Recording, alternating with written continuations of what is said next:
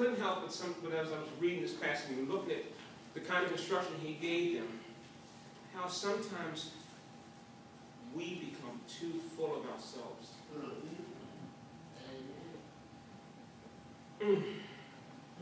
Sometimes we take on power and authority that we haven't been given. Right now.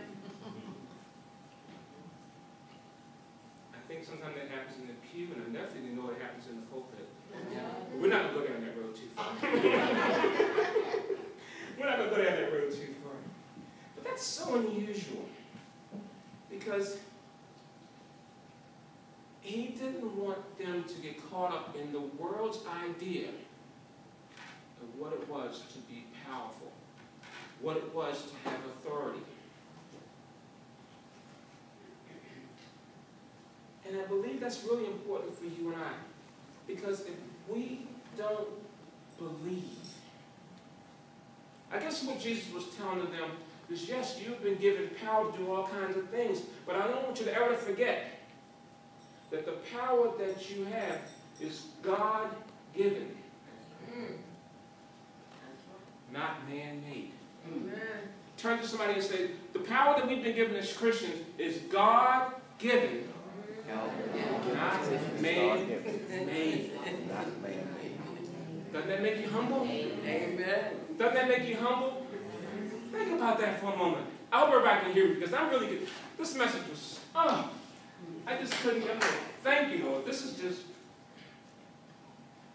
And I couldn't help but think as we were beginning this new journey, what better way to begin it than to remember who we are, what we are, what instructions we've been given, and get excited because we've been given the power to make it happen. Because we've been given power by God.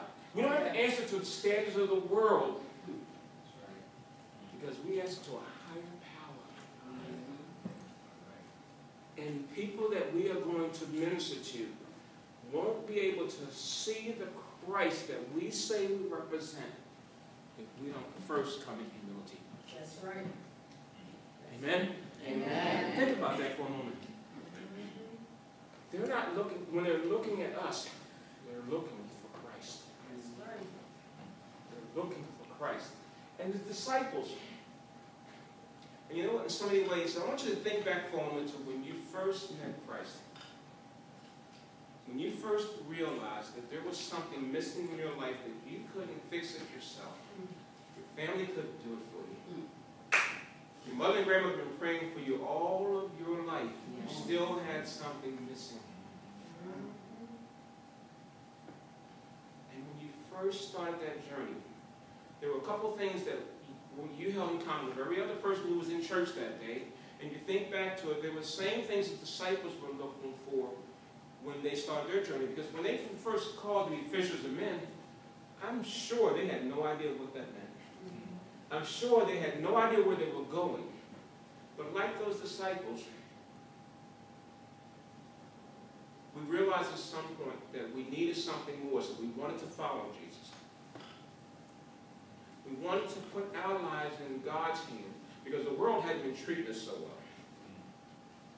We wanted the peace of God in our hearts and soul, rather than that temporary feel-good stuff that we've been dealing with and accepting for all of our lives. We wanted an eternal joy that only God could give. You see a pattern here? When you think back to where your life as a Christian, as a child of God began, there was a whole lot of empty in there. There was a whole lot of uncertainty. And when you accepted Christ, you accepted Him really like the disciples, not knowing, but learning quickly to trust. And you decided that it was time for you to turn your back on your old way of living, and you were looking for some kind of escape. Because frankly, I don't know about you, but I've gotten beaten up a whole lot of times over my 63 years. Can I be true about that?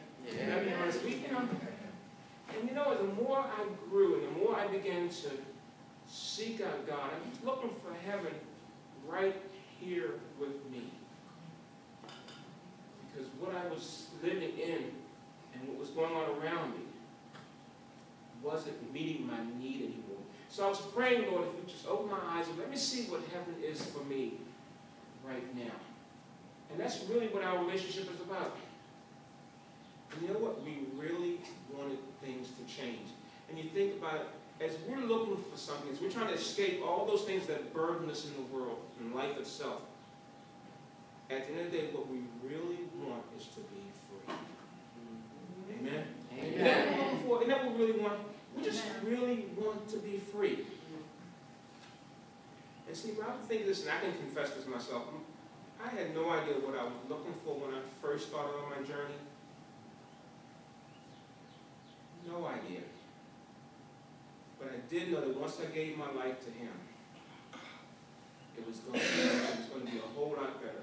I began to realize that all I had to do was trust Him. Amen.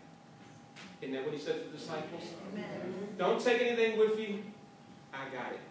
Amen. All I want you to do is trust in me.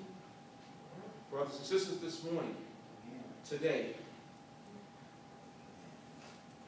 we've been given an assignment. Like those 12 early disciples, we've been instructed to go and teach, to go and preach, to go and bear witness. We've been instructed to go outside our village. And don't take anything with you but Christ. He has empowered us to do the work that He's called us to. I want you to turn again to somebody and say, I've been empowered. I've been empowered To teach. I've been empowered to be an example.